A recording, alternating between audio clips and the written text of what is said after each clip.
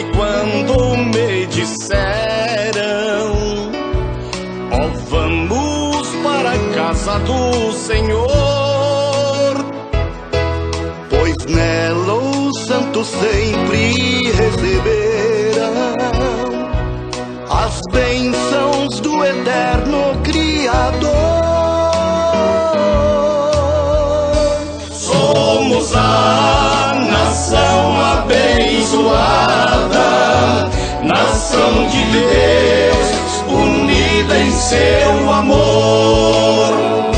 Somos sua geração amada, por nós é Deus o Criador.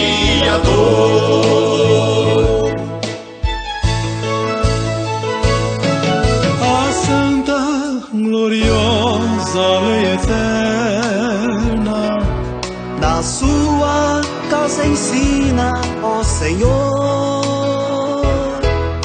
Ouvimos sempre nela a voz paterna, E o